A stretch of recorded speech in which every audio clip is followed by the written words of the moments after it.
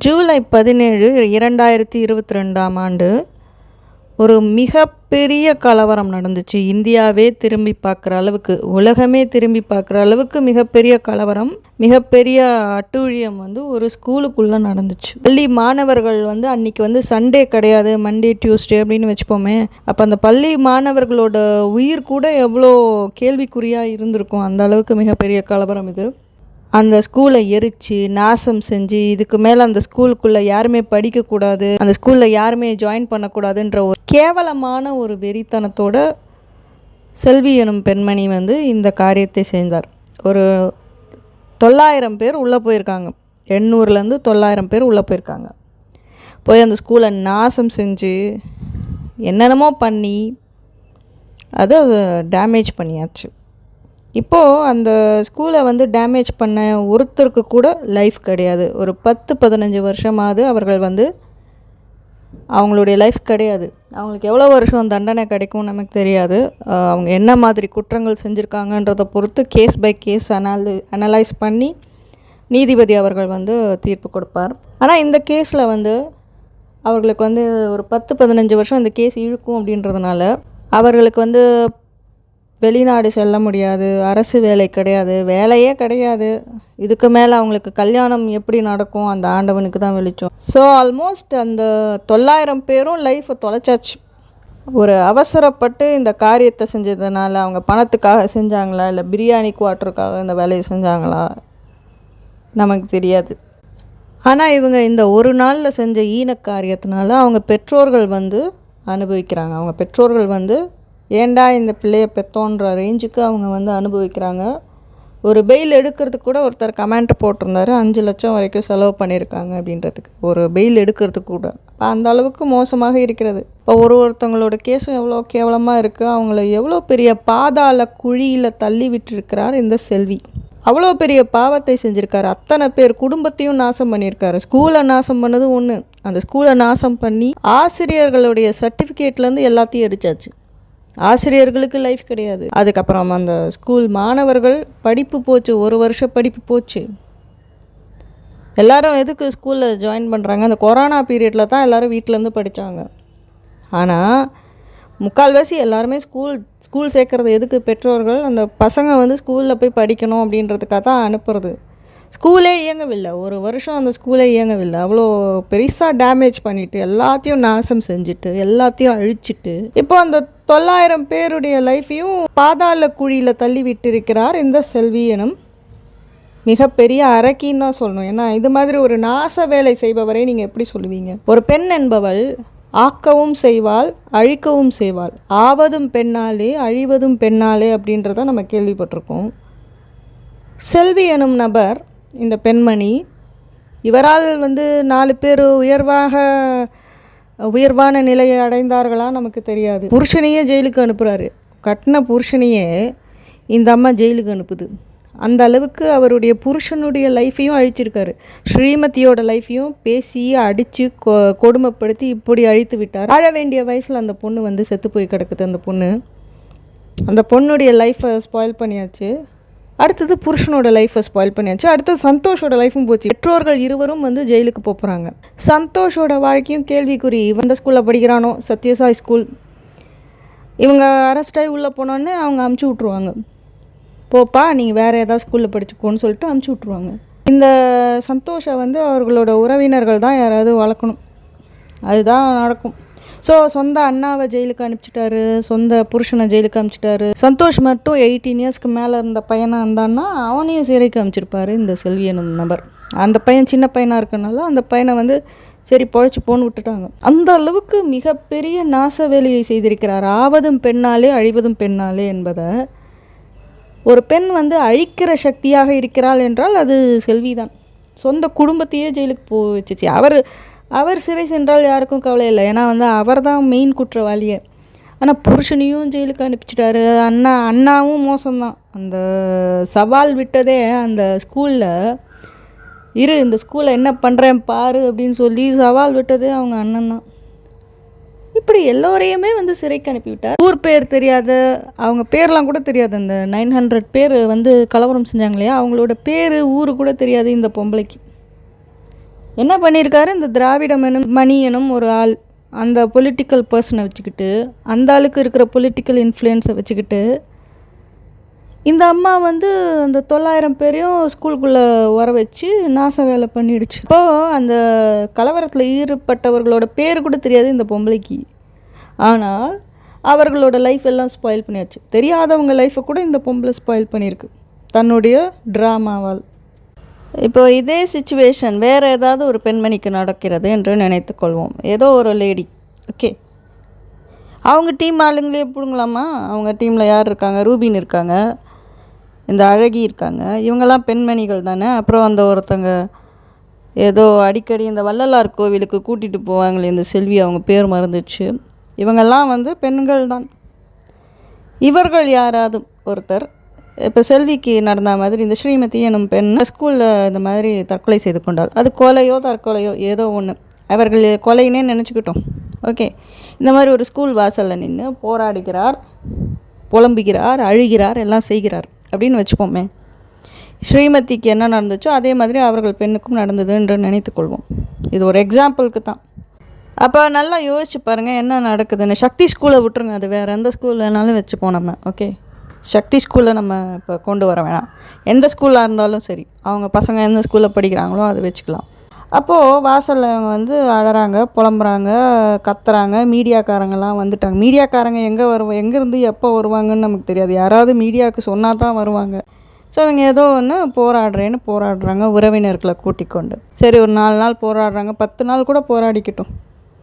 ஆக்சுவலாக உண்மையாக இதுவே வேறு ஒரு பெண்மணி செய்திருந்தால் என்ன நடந்திருக்கும் அப்படின்றதுக்காக தான் நான் இந்த எக்ஸாம்பிள் சொல்கிறேன்.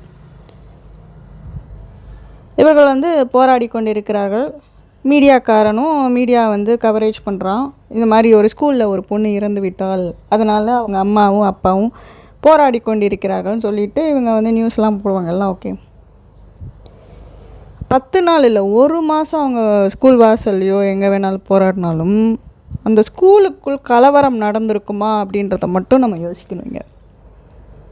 அதாவது யார் இவர்கள் அல்ல, எந்த பெண், உலகத்தில் பிறந்த எந்த பெண்மணி இது போன்ற ஏதோ ஒரு ஸ்கூலில் ஒரு பெண், அவர்களுடைய பெண் வந்து இறந்து விட்டாள் அப்படின்னா அதை வந்து தட்டி கேட்குறேன், நியாயத்தை கேட்குறேன்னு சொல்லிட்டு போராடுகிற எந்த தாயாராக இருந்தாலும் சரி, எந்த தந்தையாக இருந்தாலும் சரி, வெளியில் நின்று போராடுவாங்க. எங்களுக்கு வந்து நியாயம் வேணும், சரியான விசாரணை வேணும், அது வேணும், இது வேணும்னு போராடுவாங்களே ஒழிய,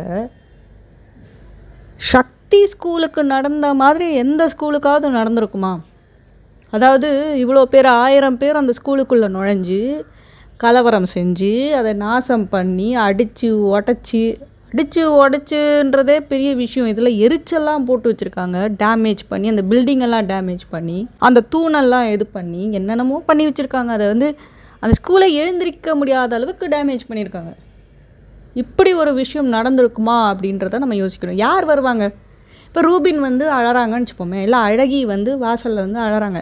யார் வந்து இவங்களுக்கு வந்து 1000 பேரை கொண்டு வந்து அந்த இடத்துக்கு கொண்டு வருவாங்க?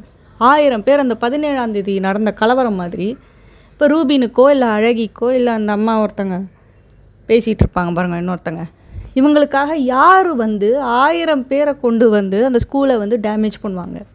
யோசிச்சு பாருங்கள். யாருமே வரமாட்டாங்க.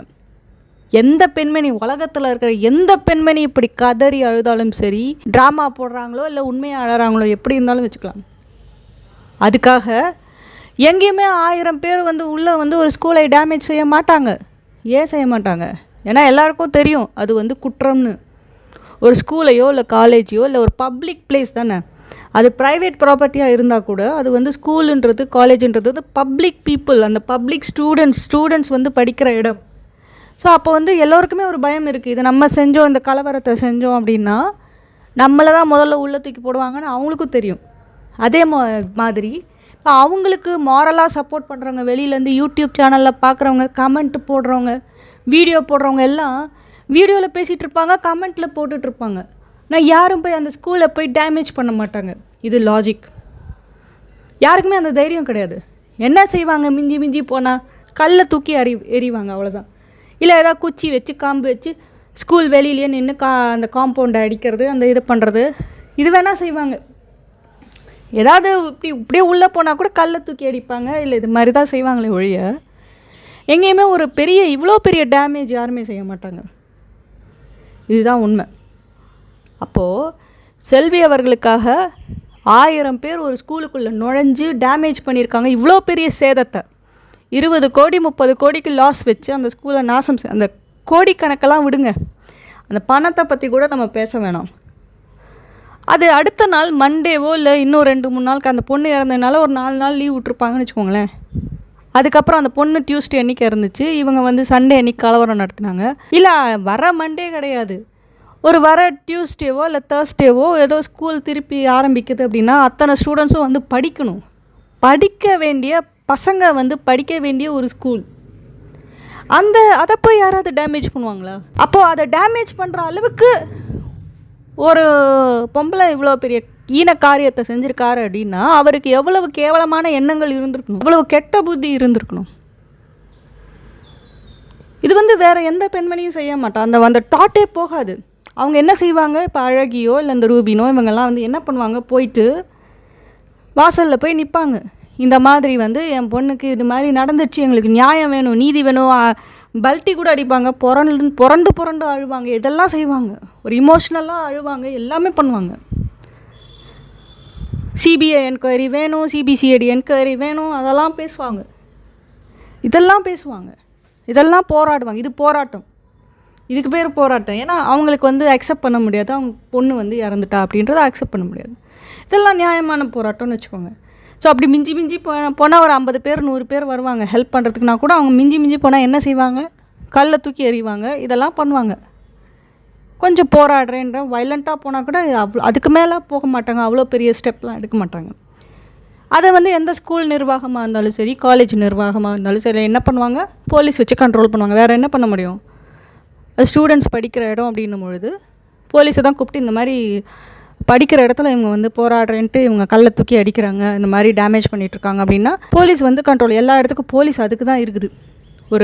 ஒரு இண்டிவிஜுவல் பர்சனுக்கு பிரச்சனை இருந்தாலும் சரி, ஒரு இந்த மாதிரி இன்ஸ்டிடியூஷன்ஸ்க்கு பிரச்சனை இருந்தாலும் சரி, இல்லை ஒரு கம்பெனிக்கு பிரச்சனையாக இருந்தாலும் சரி, அவங்கள வந்து ஒரு பொதுமக்களோ இல்லை யாரோ ஒரு 10 பேர் கொண்ட கும்பல் 20 பேர் கொண்ட கும்பல் டேமேஜ் பண்ணுது, அட்டாக் பண்ணுது அப்படின்னா அவங்களெல்லாம் காப்பாற்றுறதுக்கு தான். ஏன்னா அவங்க கால் பண்ணால் இந்த மாதிரி ஒரு கலவரம் நடந்து கொண்டிருக்கிறது அப்படின்னா காப்பாற்றுறதுக்கு தான் போலீஸ் வருது. அதை வச்சுக்கிட்டு அந்த ஸ்கூல் நிர்வாகத்துக்கு போலீஸே உதவுகிறது அப்படின்லாம் சொல்லிட்டு இருந்தால் அதை விட மடத்தனம் உலகத்துலேயே கிடையாது. உங்கள் வீட்டை எவனாவது டேமேஜ் பண்ணதுக்கு ஒரு 10 பேர் வந்து உங்கள் வீட்டை டேமேஜ் பண்ணுறான்னா கூட நீங்கள் 100க்கு போலீஸ் கால் பண்ணிங்கன்னா 100க்கு கால் பண்ணிங்கன்னா ஒரு 4 போலீஸ் இல்லை 10 போலீஸ் வந்து உங்கள் வீட்டை காப்பாற்றும். அதுக்காக உங்களுக்கும் போலீஸ்க்கும் கனெக்ஷன் இருக்குன்னு அர்த்தமா? ஒரு பொது ப்ராப்பர்ட்டி, அதாவது ஒரு ஸ்கூல் என்பது ப்ரைவேட் ப்ராப்பர்ட்டியாக இருந்தாலும் அது வந்து பொதுமக்கள் படிக்கிற இடம், பொதுமக்களுடைய குழந்தைகள் படிக்கிற இடம் என்னும் பொழுது அது ஒரு பப்ளிக் ப்ராப்பர்ட்டி தான். ஒரு ரயில்வே ஸ்டேஷன், பஸ் ஸ்டாண்ட்லலாம் இந்த மாதிரி ஏதாவது ஒரு விஷயம் நடந்துச்சுன்னா உடனே போலீஸ் வந்து அந்த இடத்துலேருந்து அந்த போராடுகிறவர்களை, அந்த கலவரம் செய்வர்களை அப்புறப்படுத்துவதற்கு தான் போலீஸ் உதவுகிறது. இவர்கள் என்ன செய்கிறார்கள், இந்த செல்வி டீம் என்ன பண்ணுதுங்க, என்டையர் ஸ்கூலையும் நாசம் பண்ணியாச்சு, எரித்து தீக்கிரையாக்கி. இப்போ நார்மலாக ஒரு கல்லை தூக்கி எறிகிறாங்க இல்லை வேறு எதானா கூட ஒரு வாரம் 10 நாளில் சரி பண்ணிவிட்டு திருப்பி ஸ்கூல் ஆரம்பிக்கலாம். இவங்க பண்ண டேமேஜ் எப்படி இருக்குன்னா இன்னும் ஒரு 10 வருஷத்துக்கு எழுந்திரிக்க முடியாத அளவுக்கு தான் டேமேஜ் பண்ணிட்டு போயிருக்காங்க. கடவுள் புண்ணியத்தினால, கடவுளோட அருள் இருக்கிறதுனால இவங்க என்ன நடந்தாலும் பரவாயில்ல, நம்ம எழுந்திரிச்சு மீண்டு வருவோன்னு ஒரு ஃபீனிக்ஸ் பறவை போல் சக்தி ஸ்கூல் வந்திருக்கு. இவ்வளோ சீக்கிரம் 1 இயர் கஷ்டப்பட்டிருக்காங்க. இல்லை மற்ற ஸ்டூடெண்ட்ஸ் எல்லோரும் நம்மளுக்காக தான் வெயிட் பண்ணுறாங்க, அவங்க படிப்பு போச்சுன்னு பேரண்ட்ஸ்லாம் கவலைப்படுறாங்கன்னு அந்த ஒரு காரணத்துக்காக அவங்க மறுபடியும் எழுந்து வந்திருக்காங்க. யாராக இருந்தாலும் ஒரு அரசாக இருக்கட்டும், அது எந்த அரசாக இருந்தாலும் சரி, அதிமுகவாக இருக்கட்டும், திமுகவாக இருக்கட்டும், பிஜேபியாக இருக்கட்டும், எந்த அரசு தமிழ்நாட்டை ஆண்டு இருந்தாலும் அந்த இடத்துல வந்து ஸ்கூல் பக்கம் தான் சப்போர்ட் பண்ணுவாங்க. ஏன்னா ஸ்கூல் வந்து அடி வாங்கியிருக்கு, அவ்வளோ பெரிய டேமேஜஸ் வந்துச்சிருக்கு. நம்ம வீட்டை ஒருத்தன் அடித்து நொறுக்கி போட்டான்னா யார் மீது ஆக்சுவலாக நம்ம இரக்கம் கொள்ளணும்? யாரை அடித்து நொறுக்கி அவங்களோட வீட்டெல்லாம் நாசம் பண்ணாங்களோ அவங்க மேலே தான் ஐயோ இந்த மாதிரி அடித்து நாசம் பண்ணிட்டாங்களே, அவங்க எங்கே போய் தங்குவாங்கன்ற ஒரு இது இருக்கும். அத்தனை பேர் 4000 3000 பசங்க படிக்கிற இடத்துல போய் நீ வந்து டேமேஜ் பண்ணியிருக்கன்னா எந்த அரசு ரூல் பண்ணிகிட்டு இருந்தாலும், நாம் தமிழர் கட்சி கூட இருந்துக்கோ, இல்லை திமுக இருக்கட்டும், அதிமுக இருக்கட்டும், பிஜேபியாக இருக்கட்டும், எந்த கட்சி ஆட்சியில் இருந்தாலும் ஸ்கூலுக்கு தான் சப்போர்ட் பண்ணும் இந்த இடத்துல. ஏன்னா நீ ஸ்கூலை தான் அடித்து நொறுக்கி வச்சுருக்க. நீ நியாயமாக போராடி இருந்தன்னா சரி, அரசு இல்லை எல்லா கட்சிகளும் உனக்கு சப்போர்ட் பண்ணுறதுக்கு ரெடியாக இருந்திருக்கும். நீ ஸ்கூலையே டேமேஜ் பண்ணிவிட்டு நீ ரவுடியாக இருந்துக்கிட்டு இந்த கட்சிக்காரங்க எனக்கு சப்போர்ட் பண்ணலாம், அந்த கட்சி எனக்கு சப்போர்ட் பண்ணல, போலீஸே அராஜகம் செய்கிறதுன்னு நீ காமெடி பண்ணி யூடியூப்பில் வீடியோ போட்டுட்டு உட்காந்துருக்க. நீ தானே உண்மையாகவே அராஜகம் பண்ணது யார்? நீ தான். உன் பொண்ணை சாவடித்தது நீ தான். அந்த பொண்ணுக்கிட்ட நீ அன்பாக இருந்துன்னா அந்த பொண்ணு தற்கொலை முடிவை எடுத்திருக்குமா? என்ன பேசியிருக்க நீ அன்றைக்கி? இப்போ இப்படி வந்து யூடியூப்பில் உட்காந்துன்னு கண்ணா பின்னான்னு எல்லாரையுமே கேவலமாக பேசிகிட்ருக்க. ஹரிப்ரியா, ஜபஜீவப்ரியா இவங்களெல்லாம் நாய், பன்னி, கழுதன்னு சொல்லிகிட்ருக்காங்க. சாந்தி மேடம் அவர்களை வந்து காண்டாமிருகம், எரும மாடு. எதை வச்சு நீ எரும மாடுன்ற, எதை வச்சு நீ காண்டாமிருகன்ற? நீ எப்படி பார்க்குறதுக்கு இருக்க? மிரரில், கண்ணாடியில் நீ பார்த்து உன்னை பார்த்தா எப்படி இருக்குது? உனக்கு யார் மாதிரி இருக்குது? உலக அழகியா இவர்? இல்லை. அப்புறம் எப்படி அடுத்தவர்களை வந்து கேவலமாக பேச தோன்றுகிறது? அடுத்தவர்களை உருவத்தை வச்சு நீ பேசுகிறதுக்கு நீ யார் முதல்ல? நீங்கள் வந்து Miss India, Miss World, Miss யூனிவர்ஸ்னால் நீங்கள் அடுத்தவங்களை பேசுகிறீங்கன்னா நாங்கள் கேட்டுப்போம். ஆனால் உண்மையாகவே அழகானவர்கள் வந்து அடுத்தவர்களை கேவலமாக பேச மாட்டார்கள். அதை கவனிச்சிருக்கீங்களா? உண்மையாகவே அழகானவங்க அவங்க வந்து அடுத்தவர்களோட உருவத்தை பார்த்தோ இதை பண்ண பேச மாட்டாங்க. நான் தான் உலகத்திலே அழகி அப்படின்னு ஒரு கர்வம் இருக்குது பாருங்கள். அவங்க தான் அடுத்தவங்களை அசிங்கமாக பேசுறது. நீயே ஒரு பெண்ணாக இருந்து கொண்டு அடுத்த வீட்டு பெண்களை நீ கேவலமாக பேசிக்கொண்டிருக்கிறாய். உன் அல்லக்கைகளும் அதான் செய்யுது. இந்த பொம்பளை ஒரு வார்த்தை சொல்லிட்டா, சித்தின்னு சொல்லிட்டா முடிஞ்சு போச்சு. அத்தனை பேரும் அவ்வளோ அட்டாக் பண்ணுவோங்க. நான் கேட்குறேன், அவ்வளோ பேரையும் நீ தேவடியான்ற அந்த ஸ்கூல் டீமில் இருக்கிற டீச்சர்ஸு அந்த இவங்க எல்லாரையுமே வந்து அசிங்கமாக பேசுகிற, காண்டாமிருகன்ற, எரும மாடுன்ற, நாயின்ற, பன்னின்ற, கழுதுன்ற எல்லாமே பேசுகிறீங்க. அந்த ஸ்கூலுக்கு யாராவது ஆதரவாக பேசினாங்கன்னா அவங்களையும் கேவலமாக பேசுகிறீங்க. அப்போ ஆனால் இந்த பொம்பளையை வந்து நம்ம சித்தின்னு சொல்லிடக்கூடாதான், இல்லை எதுவும் சொல்லிடக்கூடாதான்.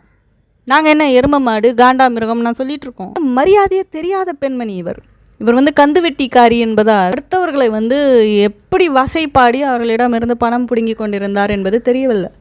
கந்துவெட்டிக்காரிங்களோட குணம் எப்படி இருக்கும் அப்படின்னா, அவங்க காசு கொடுக்கல அப்படின்னா மிரட்டி பணம் கேட்பாங்க. அந்த மிரட்டலை தான் இப்போ ஸ்கூல் மீது திணித்து கொண்டிருக்கிறார். அந்த ஸ்கூலை டேமேஜ் பண்ண 1 வருஷம் அந்த ஸ்கூல் கஷ்டப்பட்டுச்சு, மீண்டு எழுந்து வந்துச்சு. நீ என்ன பண்ணிகிட்ருக்க? ஸ்கூலில் டேமேஜ் பண்ணியும் இந்த அம்மா வந்து யூடியூப்பில் உட்காந்து அந்த ஸ்கூலை பற்றி கேவலமாக பேசிகிட்டு இருக்கு. இவர்கள் வந்து சிறையில் இருக்கிறாங்க அந்த மேனேஜ்மெண்ட் டீம். அப்பயும் அந்த பொம்பளை வந்து கேவலமாக பேசிகிட்டு இருக்கு. கிட்டத்தட்ட 3 வருஷம் ஆக போகுது இந்த பொண்ணு இறந்து. 3 வருஷமாக யூடியூப்பில் உட்காந்து பொருளை பேசிகிட்டு இருக்கு, அவதூறு பேசிக்கிட்டு இருக்கு, அடுத்தவர்களை கேவலமாக பேசிக்கிட்டு இருக்கு, கதையாக உளறிட்டு உட்காந்துருக்கு. 3 வருஷமாவா இன்னும் கொலைகாரனை கண்டுபிடிக்கல? 3 வருஷமாவா இன்னும் கற்பழித்தவர்களை கண்டுபிடிக்கல? 20 பேர் 50 பேர் ரேப் பண்ணாங்கன்னு சொல்கிறீங்களே, அந்த லிஸ்ட்டு எங்கே? யாரெல்லாம் ரேப் பண்ணாங்க, யாரெல்லாம் கொலை செஞ்சாங்க? என்ன உண்மையை கண்டுபிடிக்கணும், உண்மையை சொல்லணும். நீ முதல்ல உன் வாயிலேருந்து உண்மையே வரமாட்டேங்கிறது. அந்த பொண்ணை வந்து அடிக்கவே இல்லை, திட்டினதே கிடையாதுன்னு சொல்லிட்டு இருக்கு இந்த பொம்பளை. ஒரு அம்மாவையும் பாருங்கள், எல்லா அம்மாக்களும் அவங்க பொண்ணை வாழ்க்கையில் ஒரு வாட்டியாவது திட்டியிருப்பாங்க, ஒரு வாட்டியாவது அடிச்சிருப்பாங்க. இந்த பொம்பளை கதை விடுது. இது சொல்கிறதெல்லாம் ரீலு கதை அப்படின்றது கூட காதில் வாங்கிக்காம அந்த ஒரே ஒரு பெண்மணி, ஒரே ஒருத்தர் தான் இந்த ஸ்கூலை கேவலமாக பேசிகிட்ருக்காரு. இத்தனைக்கும் ராமலிங்கம் அவர்களே ஸ்கூலுக்கு போனதில்லை. அந்த ஸ்கூல் எப்படி இருக்குன்னு அவருக்கு தெரியாது. அந்த ஸ்கூலில் அந்த பொண்ணு இறந்ததுக்கப்புறம் அவர் உள்ளே போய் பார்த்தாரா நமக்கு தெரியாது. ஆனால் அந்த பொண்ணு படிக்கிற வரைக்கும் ராமலிங்கம் அவர்களே அந்த ஸ்கூலுக்குள்ளே என்ட்ரானதில்லை, போய் பார்த்ததே இல்லை. அவரே சொல்லியிருக்காரு ஒரு வீடியோவில். அந்த பொம்பளையோட புருஷனுக்கே வந்து அந்த ஸ்கூல் எப்படி இருக்குன்னு தெரியாது.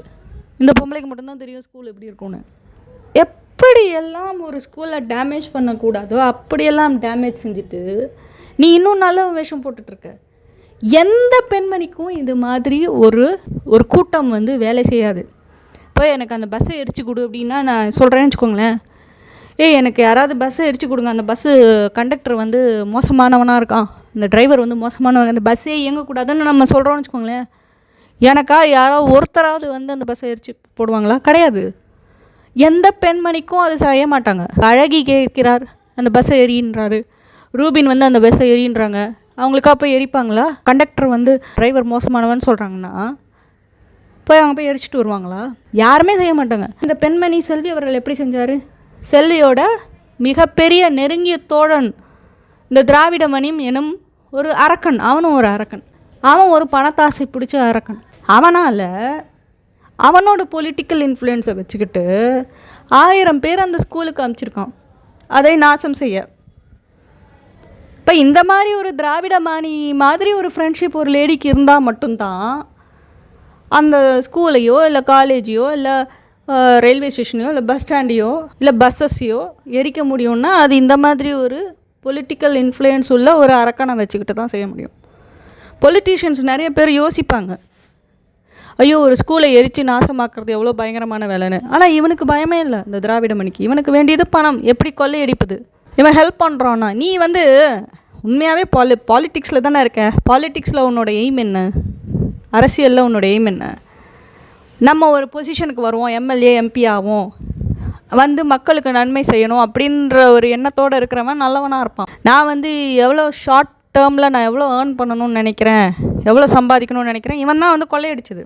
இந்த கூட்டத்தில் இன்னொரு கூட்டத்தை உள்ளே அனுப்பிச்சு அந்த சேர்மேனோட ரூமில் இருக்கிற 300 பவுன் நகை, 20-30 லட்சம் பணம் எல்லாத்தையும் அள்ளிக்கிட்டு போனது யார்? இவன் டீம் தான்.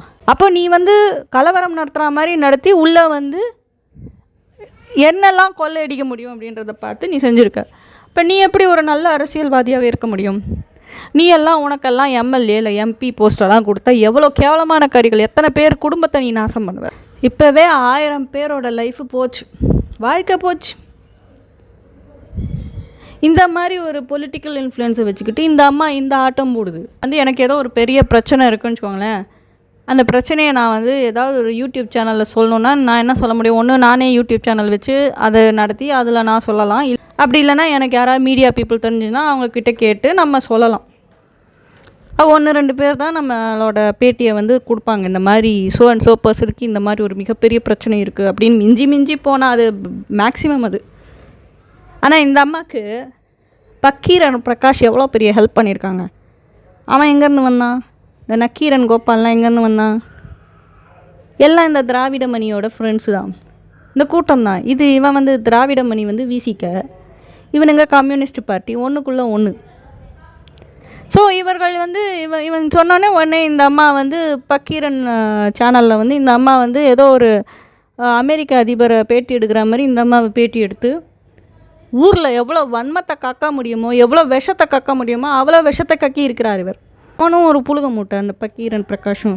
அவன் எவ்வளோ புழுக முடியுமோ அவனும் புழுகிறான் அவன் பங்குக்கு. இந்த பொம்பளை அவ்வளோ புழுகுது. இதில் இப்போது 2-3 சேனலில் பேசினா கூட பரவாயில்ல, இந்த அம்மாவை யூடியூப்பில் இருக்கிற அத்தனை சேனல்ஸும் இன்டர்வியூ பண்ணியிருக்கு. அதான் இதில் காமெடி. அதாவது ஒரு ஸ்கூலை எரித்து நாசமாக்கிய ஒரு கிரிமினலில் இத்தனை சேனல்களும் பேட்டி எடுத்துருக்குங்க. பேட்டி எனும் பேரில் பேட்டி எடுத்தால் பரவாயில்ல, இந்த பொம்பளை பேசுனதெல்லாம் விஷத்தை கக்கி இருக்குது, வன்மத்தை கக்கி இருக்குது. இப்போ இவ்வளோ மக்கள் இந்த ஸ்கூல் மீது வன்மத்தோடு அந்த ஸ்கூல் பக்கம் நியாயம் இருக்கும்னு ஏன் யாருமே நினைக்கல? 4000 பேர் படிக்கிறாங்க, அந்த ஸ்டூடெண்ட்ஸ் நம்புகிறாங்க அந்த ஸ்கூலை, அந்த ஸ்டூடெண்ட்ஸோட பேரண்ட்ஸ் நம்புகிறாங்க. இவ்வளோ வருஷம் 20-30 வருஷம் அந்த ஸ்கூல் இயங்கிகிட்ருக்கு. 60,000 பேருக்கு மேலே படிச்சிருக்காங்க அந்த ஸ்கூலுன்னும் போது அவங்க பேரண்ட்ஸு, அவங்க குடும்பத்தினர் எல்லாருமே இந்த ஸ்கூலை நம்புகிறாங்க அப்படின்னும் பொழுது, கிட்டத்தட்ட அவ்வளோ பேர் படித்த ஸ்கூலு, அவ்வளோ பேருக்கு அவ்வளோ பேருடைய ரிலேட்டிவ்ஸ் ஃபேமிலி மெம்பர்ஸ் எல்லாம் அந்த ஸ்கூலை நம்புகிறாங்கன்னும் பொழுது, இந்த ஒத்த பொம்பளை இந்த ஒரு லேடி சொல்கிறத வச்சுக்கிட்டு அந்த ஸ்கூல் எங்கே இருக்குன்னு கூட தெரியாதவங்க இந்த ஸ்கூலை பற்றி அவதூறு கிளப்பி கொண்டிருக்கிறார்கள்.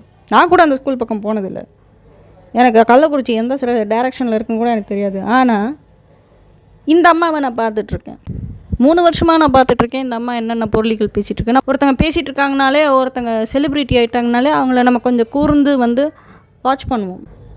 அது மாதிரி வாட்ச் பண்ண போய் தான் செல்வி அவர்களோட ஒரிஜினல் நேச்சர் என்ன, அவர்களுடைய உண்மையான எண்ணம் என்ன, பணத்துக்காகத்தான் இவர் பேசுகிறாரு அப்படின்றதெல்லாம் நம்ம பார்த்துட்டு தான் ஸ்கூல் பக்கம் ஏதோ நியாயம் இருக்குமா, ஸ்கூல் எப்படிப்பட்ட ஸ்கூல்னு அப்படின்னு நம்ம கவனித்து பார்க்கும்பொழுது தான் ஸ்கூல் நல்ல ஸ்கூல், அந்த டீமில் நல்லவங்க தான். இத்தனைக்கும் இந்த போஸ்ட்மார்ட்டம் ரிப்போர்ட் எல்லாம் சொல்லுது அந்த பொண்ணுக்கு எதுவுமே நடக்கலை, யாரும் அந்த பொண்ணை கொலை பண்ணலை, யாரும் அந்த பொண்ணை ரேப் பண்ணலை, இதெல்லாம் சொல்லுது. அந்த பொண்ணோட லெட்டரை காமிக்கிறாங்க, அந்த பொண்ணோட கையெழுத்தோட ஒரிஜினல் கையெழுத்தோடு மேட்ச் ஆகுது.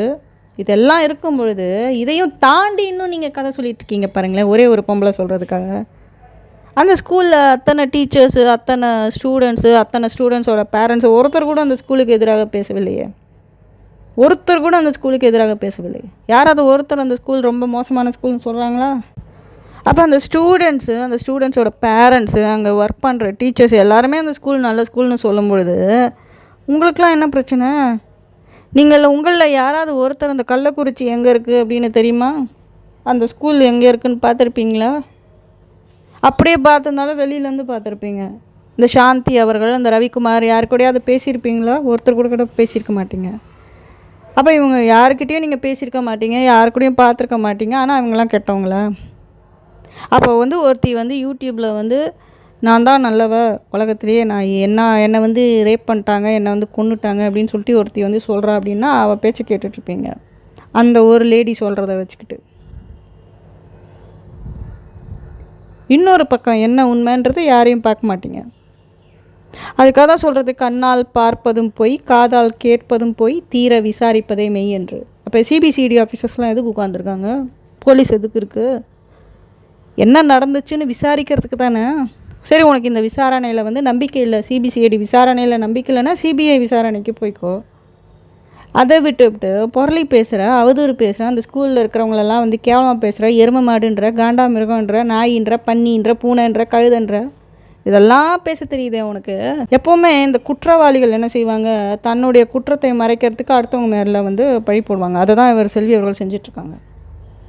முழு பூஷணிக்காக மறைக்கிறார். ஸ்ரீமதிக்கும் இந்த பொம்பளைக்கும் என்ன பிரச்சனை அதை சொல்லலை வெளியில். ஆனால் மற்றவங்கெல்லாம் சம்மந்தமே இல்லாதவங்களாம் அந்த பொண்ணை கொன்னுட்டாங்களா, ரேப் பண்ணிட்டாங்களா? எதுக்காக கொல்லணும் அவர்களை? அந்த பொண்ணை எதுக்காக கொல்லணும்? ஏதாவது ரீசன் இருக்கா? அந்த பொண்ணு அவர்களுக்கு என்ன எதிரியா? அந்த பொண்ணு கூட இவ்வளோ வருஷம் குப்பை கொட்டினது நீ தான். இப்போ உனக்கும் அந்த பொண்ணுக்கும் என்ன பிரச்சனைன்னு உனக்கும் தானே தெரியும். உன் குடும்பத்தில் இருக்கிறவங்கள கேள்வி கேட்டால் தானே தெரியும். இந்த சந்தோஷம் கேட்டால் அவன் எல்லாத்தையும் சொல்லிட போகிறான். இந்த மாதிரி அம்மாவுக்கும் ஸ்ரீமதிக்கும் டெய்லி சண்டை நடக்கும்.